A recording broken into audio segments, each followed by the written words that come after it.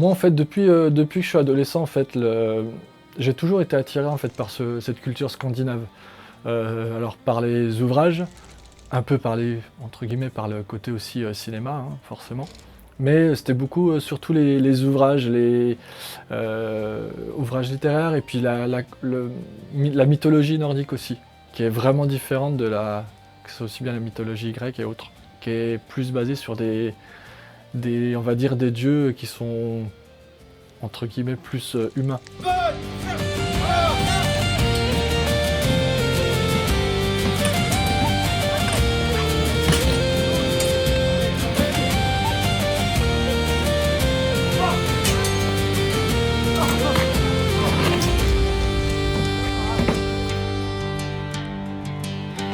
La troupe de l'Arbre-Monde donc existe depuis 2013.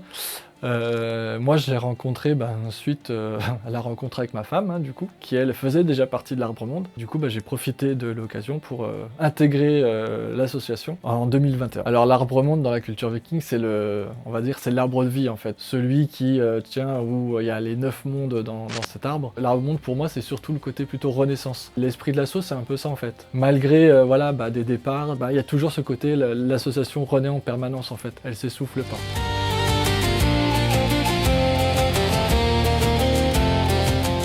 Concrètement, aujourd'hui, on a la chance d'avoir des gens qui fabriquent de très belles choses. On a des gens qui fabriquent tout ce qui est en objet d'os. On a des vrais au niveau de la laine, donc on fait de la teinture sur laine.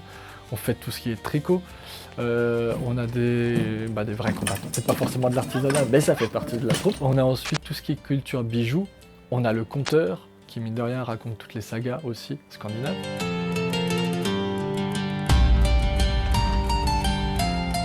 Nous, notre asso, elle se veut surtout historique, donc parce qu'en France, il y a beaucoup d'associations qui sont vikings, mais qui sont aussi plutôt côté type fantasy.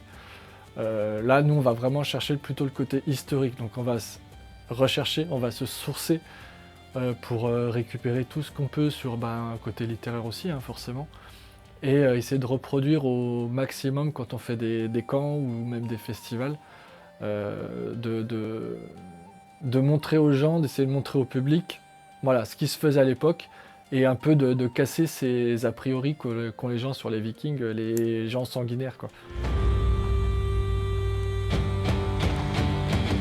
Déjà le casque à cornes, c'est un cliché, le cliché le plus gros, le casque à cornes, qui à la base n'existe absolument pas.